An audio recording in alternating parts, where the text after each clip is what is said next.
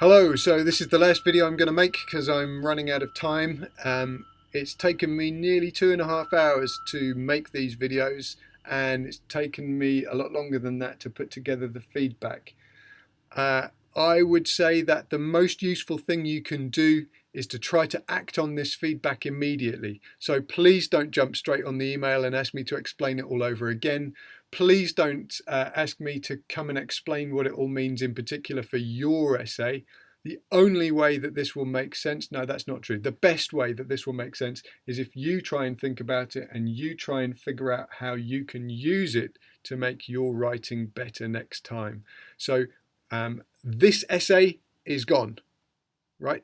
You're not going to have to, you're not going to get this essay in the exam.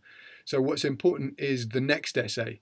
How do you use this advice to improve the next essay? So try to put it into action immediately. What you could do is pick a paragraph and rewrite one paragraph and send it through to me and get a little bit more feedback to see if you have made an improvement. The best way to do that probably is to copy the original into a Google Doc and then beneath the original rewrite it so that I can see the difference between the two versions, and so can you as well. And then we can chat about whether you've managed to achieve what you wanted to achieve second time round. So here I want to talk about explaining your argument more clearly. This was a big problem for lots of people. Lots of you have got an argument. I can see that you're trying to make an argument, but it's not very clear. Probably because you haven't expressed it very well. Probably because your writing isn't quite good enough, or you don't fully understand the content. And so you're struggling to get your ideas across. That's okay. You've got plenty of time to try and put that right. And I'm going to give you some tips which will probably help. Your argument needs to run all the way through your essay. So imagine it's like marbled through your essay, or it's like a thread that runs through your essay. Those are just a couple of metaphors.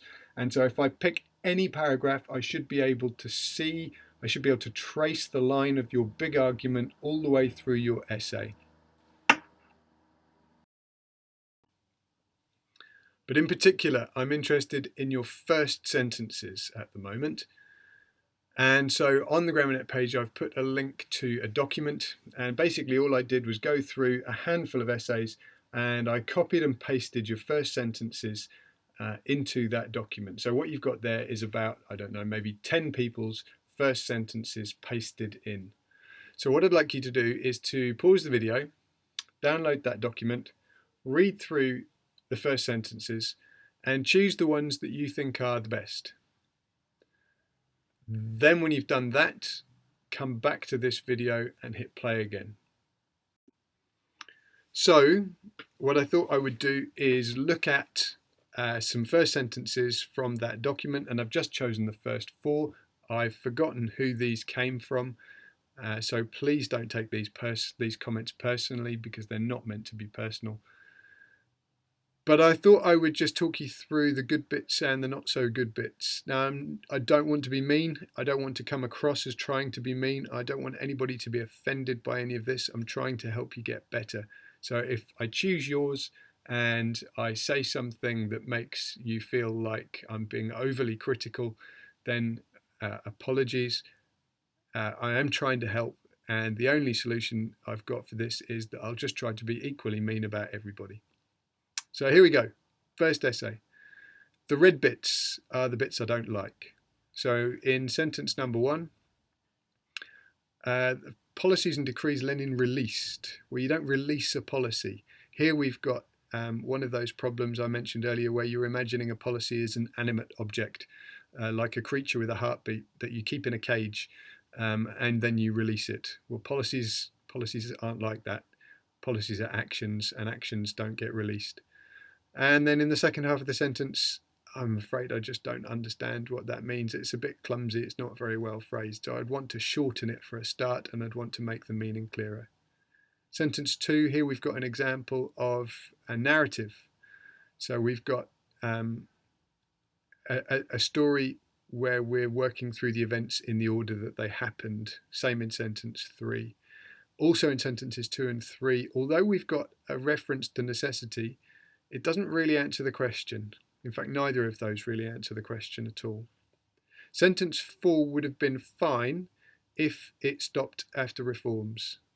So the point about creating and developing a Soviet identity, I don't think it's well made, and so I think your sentence is better if you just take that out. Sentence number 5, again, we're imagining a policy as a thing that grows stronger, like a policy is a thing that can go to the gym and do some weights. That's not what policies are. And the Bolsheviks' claim of power doesn't make sense. Next one, policies on maintaining control. Well, I sort of get what you mean, but what are the policies on maintaining control? Can you name them? And if you can't, then that phrase isn't clear enough. If you can, why not name them? Sentence 2, policies on land and food agree with the statement. Again, we're imagining that the policy is a thing with a brain that can decide whether it agrees or disagrees with the statement. Also, Lenin's policies come from 1917, 1918. We live over 100 years later, so the policies can't agree with the statement, which wasn't around when they were. Sentence 3, you're slipping into the trap of saying it was one thing, not another thing. Cambridge have laid that trap for you and you've fallen into it. Sentence 5, you're saying it's both. So some sentences were one and not the other, and some sentences were both apparently in equal measure. Next one, sentence 2, same again, we're saying it's one thing and not the other. Although we're actually saying it's largely necessity and apparently not ideology at all.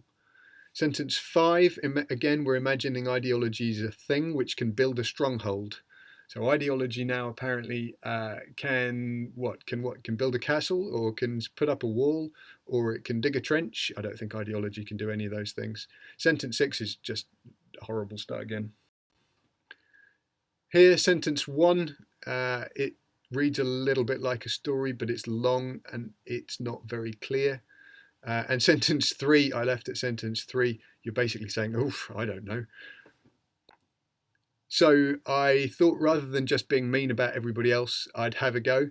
And what I'd like you to do is to read these and try and critique them, try and make them better, try and point out what's wrong with them and suggest some ways that you could improve on them. So what I did was I took somebody's first sentences from that document and I bashed them around a bit, took out the bits I didn't like, tried to clarify them and tried to improve on them. So what I've done is tried to draw on all of the advice that I've been giving you and incorporate it into these 5 sentences. So my suggestion for you here is to pause the video, read over these first sentences, see what you think, see if you can improve on them, and perhaps what you might do as a further action point is take one of these first sentences as if it's yours and write the paragraph that would follow from this main point.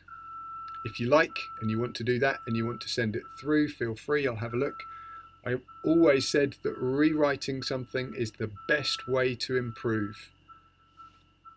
Hope that helps.